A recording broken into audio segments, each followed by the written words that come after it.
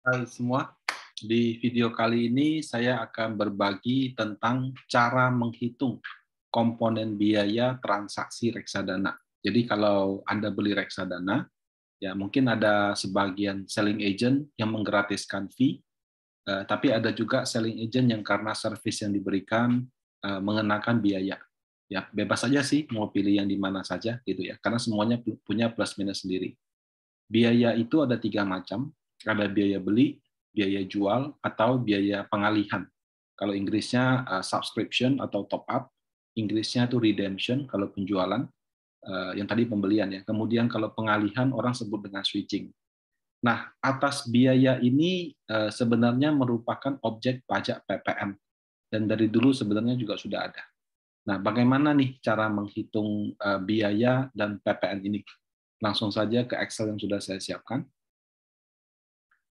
Ya, jadi katakan ada 3 transaksi ya, beli, jual, switching.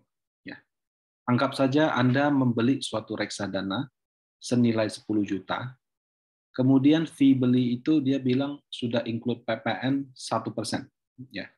Kadang-kadang ada yang 1,11, ada yang 0,555, ada juga yang 1 bulat seperti itu. Tergantung. Jadi beberapa tempat berbeda-beda. Kemudian Anda beli dengan NAB 1025. Nah, bagaimana cara ngitungnya? Ya. Jadi pertama-tama kalau fee beli itu di reksadana cara hitungnya memang agak unik ya.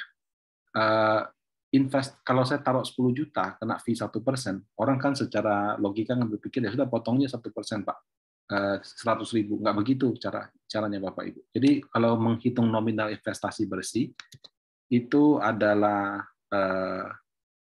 10 juta ini ya dibagi dalam kurung 1 plus 1%. Ya, jadi kalau Anda beli reksadana 10 juta, kena fee 1%, investasi bersih Anda adalah 99,00990. Sehingga fee beli Anda adalah 10 juta dikurangi dengan ini. Ya, 99,010. Kenapa Pak ada keriting-keritingnya? Ya, karena kalau 1% dari 9,9 itu cuma 99, nggak ada 010-nya. Supaya dia tepat 10 juta, kurang lebih caranya seperti ini. Bagaimana Pak caranya supaya saya bulat 10 juta aja? Nah, kalau seperti itu Anda mesti transfer 10 juta 100.000.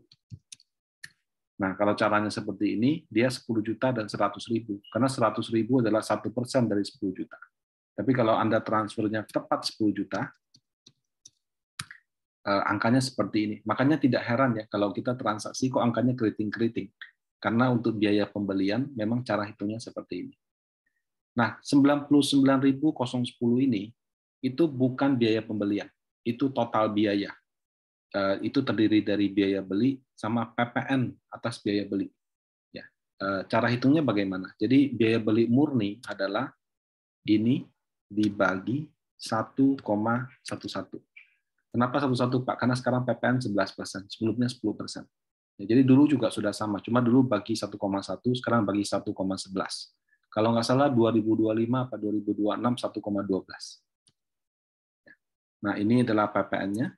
Kemudian biaya beli murninya. Kalau PPN-nya adalah ini dikali 11%. Nah, kalau kita jumlahkan ya, ini plus PPN-nya, angkanya sama dengan yang di atas. Ini sama ini angkanya sama. Ya.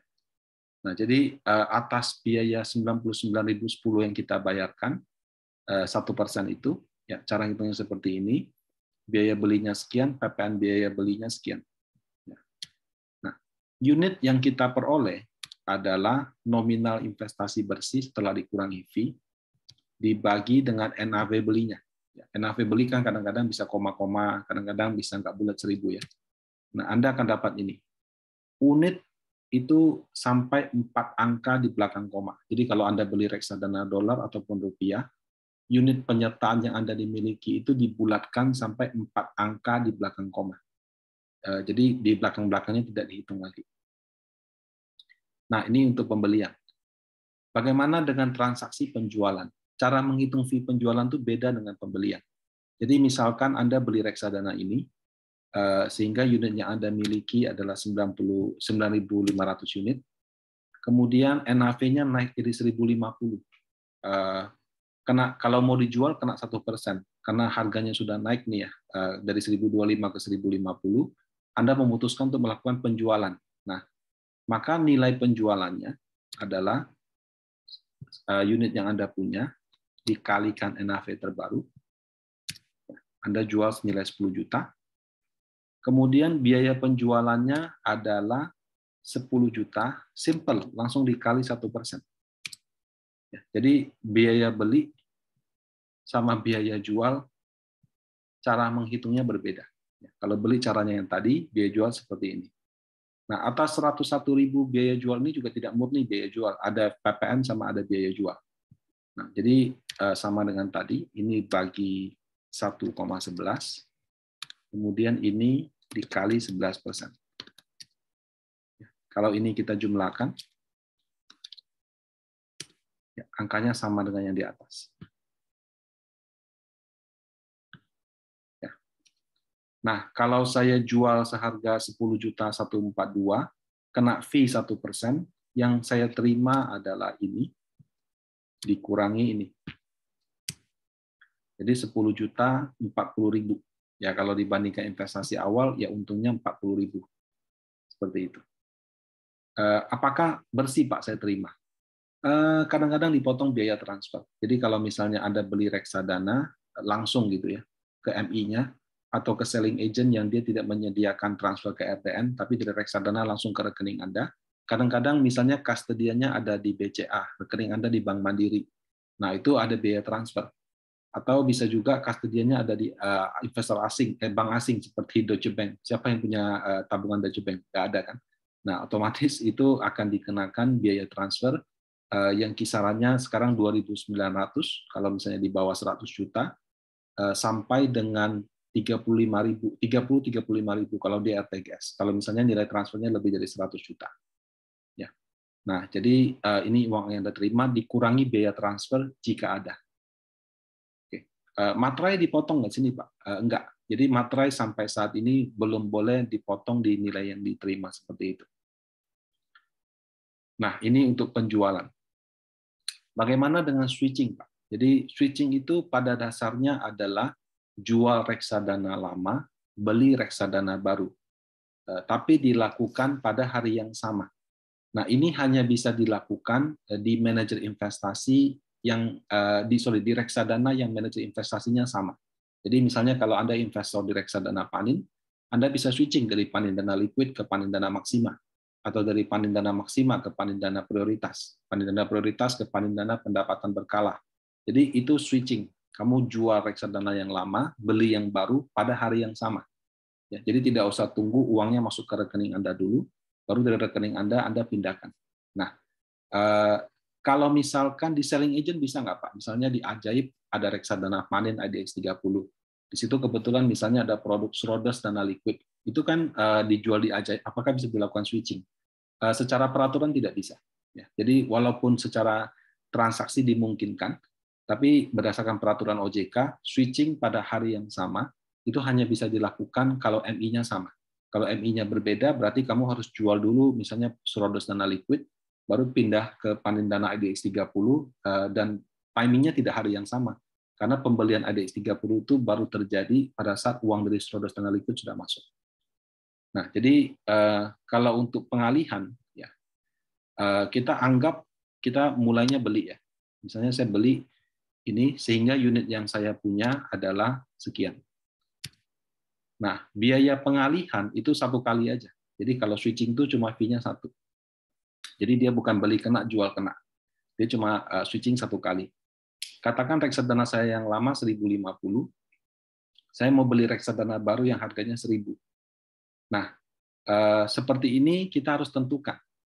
Reksadana yang lama sama baru ini pasar uang atau bukan.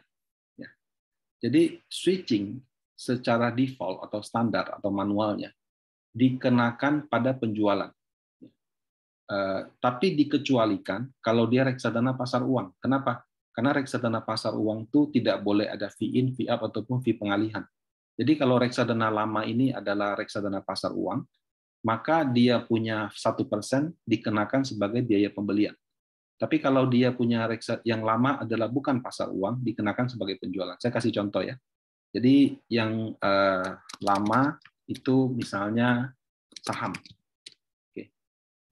Nah, yang baru bebas, boleh saham campuran pasar uang jenis reksadana apapun. Jadi pertama-tama nilai penjualannya adalah ini dikali ini, sama kayak tadi ya. Biaya penjualannya 1% dikali dengan angka ini. Biaya jualnya dibagi 1,11, ini dikali 11%, PPN-nya, tapi ya ini biayanya di sini ya.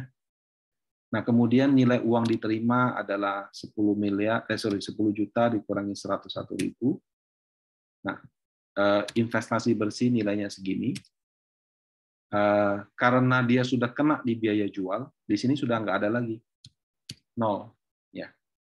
Nah, sehingga unit yang diperoleh adalah nominal investasi bersih dibagi dengan NAV yang baru.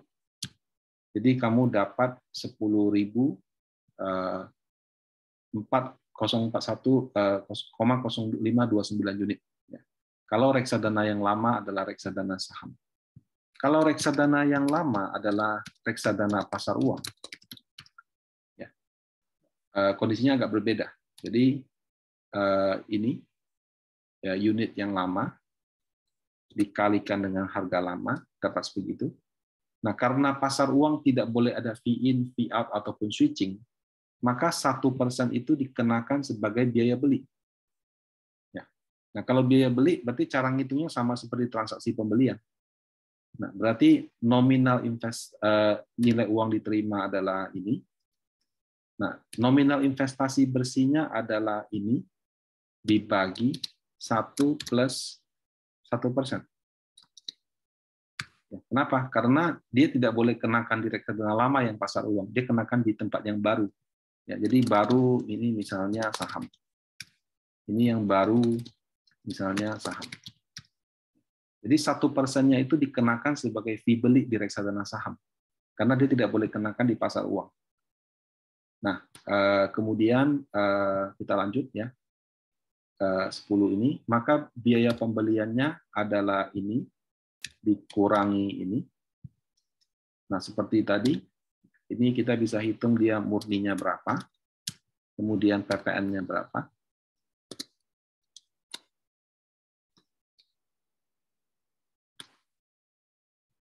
Nah, sehingga unit yang diterima itu adalah nominal investasi bersih dibagi dengan NAV yang baru 10.042.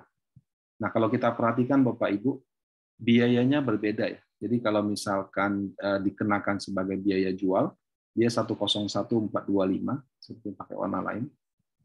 Nah, kalau dikenakan sebagai biaya beli 100.421. Ya. Jadi ketika switching secara standar switching itu berlaku sebagai fee penjualan. Tapi kalau misalkan reksadana lamanya adalah pasar uang, maka special case ini dikenakan di pembelian. Kalau sama-sama pasar uang, nggak boleh ada fee. Jadi itu kurang lebih seperti ini. Nah, demikian cara untuk menghitung transaksi beli, jual, switching, biaya, dan komponen PPN. Demikian dari saya, semoga bermanfaat, semoga dalam kondisi sehat selalu. Terima kasih.